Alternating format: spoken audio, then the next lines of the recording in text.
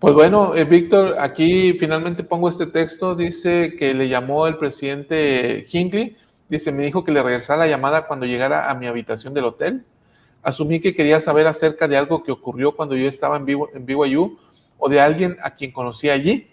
Al regresarle la llamada al presidente Hinckley, escuchó las palabras del líder de la iglesia que el Señor lo había llamado para ser miembro del quórum de los 12 apóstoles. Quedé pasmado. Luego de 13 horas de insomnio, se anunció ante la iglesia, mientras él estaba en un avión viajando a su reunión en Chicago, Illinois, que sería un miembro del quórum de los 12. Los miembros de la iglesia sostuvieron al presidente Russell M. Nelson como miembro del quórum ese día. Cuando me bajé del avión, llamé a casa para ver si eso realmente había ocurrido. Unos 34 años después, el experimentado líder de la iglesia respondió nuevamente a servir como miembro en la primera presidencia de la iglesia. ¿Cómo ves, Víctor? Muy interesante, ¿no? Y hasta chusca la experiencia. Él es presentado ante la iglesia mientras él va viajando en un avión. Y obviamente él ya sabía que eso iba a pasar por la entrevista que tuvo la noche anterior. Pero como que todavía no se la cree, ¿no? Entonces dice que en cuanto aterriza llama a su casa y para confirmar que realmente pasó eso, ¿no? Y confirmar que no fue un sueño. Sí. Mira, quiero mostrarte este video, no sé si lo has visto. Es cortesía de nuestros amigos de Más Fe. Hace tiempo lo estuve viendo y me gustó muchísimo este video. Solamente voy a mostrar, narra cómo llamaron a cada uno de los 12. Entonces, este video, solamente voy a poner la parte del Elder Oaks y lo vamos a disfrutar. Espero que los de Más Fe nos presten su video. My dear brothers and sisters, because it was not appropriate for me to commence my church service until I had concluded my judicial duties in state government, I did not speak at the April conference where I was sustained. Consequently, this semi-annual conference is my first opportunity to speak to the general membership of the church to express acceptance of my calling to the Council of the 12. I am thrilled with this calling. Having been called of God by prophecy and by the laying on of hands by those in authority, I have gladly forsaken my professional activities to spend the rest of my days in the service of the Lord. I will devote my whole heart, might, mind, and strength to the great trust placed in me, especially to the responsibilities of a special witness of the name of Jesus Christ in all the world.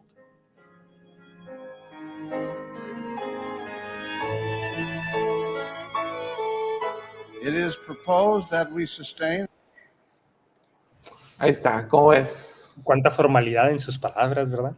Cuánta seriedad. Sí, sí, sí. Muy interesante y me llama la atención, ¿no? Él está consciente de que es un llamamiento de por vida, obviamente, pero no sé si en ese momento imaginaba que fuera a ser tan larga vida. Sí. Ahora, Víctor, muchas veces se cuestiona y se critica a aquellas personas que están en contra de la iglesia y dicen, bueno, es que a las autoridades generales les dan cierta cantidad de dinero. Y la verdad es que sí. O sea, reciben los apóstoles, reciben, o las autoridades generales reciben una cantidad de dinero para mantener la vida o para vivir, bien o mal, como lo quieran ver. Algunos dicen es mucho, algunos dicen está bien. Yo no quiero referirme tanto a la cantidad, sino quiero hacer una reflexión en este punto. El Elder Oaks, en la posición en la que estaba, que por cierto, mañana yo creo que puedo hablar un poquito de esto, de que fue considerado para ser juez de la Corte Suprema de los Estados Unidos. Cuando estamos hablando de este nombramiento, es juez del estado de Utah. No, él fue considerado ser juez de los Estados Unidos. Es un cargo político muy alto. Entonces, a lo que voy con esto es, en la posición en la que está el Elder Oaks, estaba para recibir mucho más dinero, mucho más ingresos, que como autoridad general de la iglesia, ¿sí? La carrera que él llevaba en pleno ascenso, en la cúspide, le daba más continuar afuera de la iglesia que adentro. Luego, adentro de la iglesia, ya como apóstol, o sea, ya su vida era, ya no hay retiro para él, ¿sí? ya no hay retiro. Alguien de su edad ya está retirado, en los inviernos se va a las Bahamas, se regresa a Utah. Tenemos una vida de retiro pues bastante cómoda, pero él ya no tiene eso. Entonces, todo lo que él dejó y sacrificó, incluso lo económico, incluso su reputación, porque yo no imagino a sus compañeros de la academia o a sus compañeros del área jurisdiccional viéndolo y diciéndole, ¿cómo que te vas a trabajar, ¿no? Para una iglesia? ¿Cómo que te retiras? ¿Cómo que te retiras, no? Siendo un hombre tan brillante como lo era. Entonces el Elder Oaks sí entregó muchísimo de sí y sí sacrificó muchas cosas. Y para aquellos que dicen que ellos se van y están en la iglesia porque de alguna manera la iglesia los mantiene, pues créanme que en el caso del Elder Oaks ni cerca de eso. No, y creo que en el caso de ninguna autoridad general, ¿no? La realidad es que cuando son llamados, ellos tienen una buena posición económica y tienen un buen trabajo. Entonces, realmente en ninguno de los casos yo creo que la motivación es económica, mucho menos en la de un apóstol. Es lo que menos les importa en ese momento, la parte económica. Sí. Muy bien, pues Víctor, hasta aquí, hasta este punto, te cedo el uso del micrófono. Gracias, déjame aquí, comparto mi presentación. Vamos a empezar a analizar un poco de los énfasis del apostolado del presidente Oaks. En lo que vas sacando tu presentación, dice Verónica, yo lo respeto mucho a todos, no me imagino todos los sacrificios que deben hacer, tanto para mantenerse dignos por todo el tiempo que dejan a sus familias, dignos de respeto y admiración, llamados por Dios. Esa es otra, o sea, dejan todo, ¿no? Nietos, hijos, etcétera, etcétera. Muchas gracias por, dice la hermana Eva, los apóstoles viven una vida de consagración. Muy bien, adelante, Víctor. Gracias. Déjame, comparto aquí en pantalla completa. Ahí está. Como les explicábamos, vamos a ver en los próximos 20 minutos los énfasis del presidente Dallin H. Oaks, basados en un análisis discursivo en el periodo 2018 al 2023. Y así como resumen, ¿qué discursos ha dado el presidente Oaks? Digo como resumen porque en los siguientes 2 días vamos a tratar un poco más este tema, específicamente de algunos discursos, pero estos son los que ha dado. Por si les suena alguno de los títulos y dicen, yo me acuerdo de ese discurso. 2018, la verdad y el plan, padres e hijos. Bueno, es parte del sostenimiento de los oficiales de la iglesia, o él hace el sostenimiento. De hecho, en varias ocasiones le toca hacerlo. En abril del 2018, cosas pequeñas y sencillas y los poderes del sacerdocio. Son, digamos que los 2 discursos que lo hacen debutar como miembro de la primera presidencia. En especial me parece que el primero fue el de cosas pequeñas y sencillas. Que ahí, Víctor, si te fijas, un apóstol normalmente va a discursar una vez en cada conferencia general, pero un miembro de la primera presidencia normalmente va a discursar 2 veces. 2 veces, que si sí. te fijas, por ejemplo, en octubre ya hay 2 discursos de él, en la conferencia de abril de 2018 hay 2 discursos de él. Ya el presidente de la iglesia puede discursar las veces que quiera, ¿no? A veces han sido hasta 4 en una misma conferencia. Entonces, por eso es que hay un incremento en la cantidad de discursos del presidente Oaks a partir de 2018. Así es. Por eso en estos 5 años de análisis de discursos, realmente son en promedio 2 discursos por conferencia, es decir, serían 4 al año. Estamos hablando de 20 discursos en total. En el 2019, los 2 grandes mandamientos, confía en el Señor, limpios mediante el arrepentimiento, y a qué conducirá esto. Y lo que comentabas, ¿no? 2 discursos en la conferencia de abril y 2 en la conferencia de octubre del 2019. Lo mismo exactamente en 2020. 2 discursos en abril, el gran plan, el sacerdocio de Melquisedec y las llaves.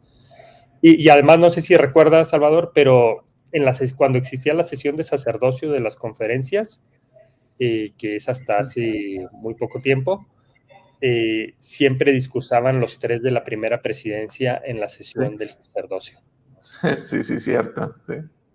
Y se ve en este caso, ¿no? Por ejemplo, en la de abril del 2020, el gran plan fue en una sesión que no recuerdo cuál, pero la de el sacerdocio de Melquisedec y las llaves, pues fue una sesión del sacerdocio.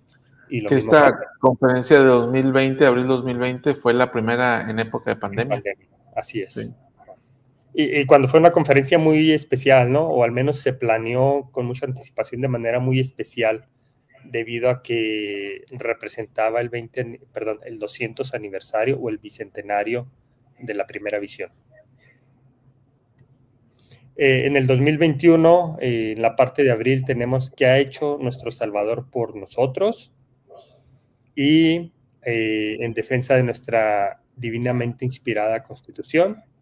Y en octubre del 2021, si te fijas, aquí es donde ya hay un cambio, y ya nada más tuvo un discurso, que fue la necesidad de una iglesia, porque ya no estuvo esa reunión de sacerdocio. Ya, ahí hubo un ajuste. Ahora, si te regresas en este discurso de abril de 2021, lo recuerdo bien, en defensa de nuestra divinamente inspirada Constitución, ahí sacó todo su toque jurídico, ¿no? Sí. O sea, es algo de lo que hemos visto aquí o hemos platicado acerca del presidente Oaks es que cuando se trata de ir a defender cuestiones difíciles, al que mandan es al presidente Oaks. No Sí, sé si lo exacto. mandan o él se manda, ¿eh? O él se anota, ¿no? O él levanta la mano. Sí. Había un presidente de Estaca con el que yo serví, que siempre en los consejos de coordinación, generalmente los 70s que coordinan el consejo, piden así como, ¿a qué presidente de Estaca le gustaría hacer esto, no? Cuando hacen planes y programas pilotos y todo esto. Y mi presidente tenía la fama de que era el primero que levantaba la mano, ¿no? Y luego no hallábamos ni cómo hacerle, ¿no? Pero éramos los primeros. Así veo al presidente Oaks, cuando hay un tema social difícil, él es el primero que levanta la mano. Y de hecho, ahorita que veamos los énfasis, nos vamos a dar cuenta de eso. Hay un énfasis muy marcado en atender los problemas sociales o en aclarar algunas polémicas sociales. Sí. En 2022, ya más recientemente, tenemos ayudar a los pobres y a los angustiados y el amor divino en el plan del Padre, que este es uno de mis discursos favoritos del presidente Oaks, el amor divino en el plan del Padre. Y seguramente vamos a tocar algo de ese discurso esta semana. Y en 2023, las enseñanzas de Jesucristo. Perdón, Víctor, que te interrumpa este discurso de octubre de 2022 de ayudar a los pobres y a los angustiados. Ese fue un discurso también muy interesante, ¿no? Porque creo que también es una respuesta a las críticas que luego se le pueden hacer a la iglesia en cuanto a la ayuda que proporciona. Una de las cosas que suceden es que muchos de los discursos, Víctor, que no sé si muchos, pero algunos de los discursos de las conferencias generales realmente sí tienen un trasfondo. Y si no estamos al tanto de lo que está sucediendo alrededor de la sociedad, principalmente en Utah, no podemos no podemos entender a cabalidad, ¿no? Y seguramente hay muchos detalles que los que estamos fuera de esa área se nos van, pero este discurso, en mi punto de vista, y otra vez en mi punto de vista, sí responde a una cuestión netamente social en la que hay críticas hacia la iglesia en cuanto a la forma en la que ayuda, porque se dice que tiene muchísima más capacidad de ayudar a más personas con muchísimos más recursos económicos con los que lo hace.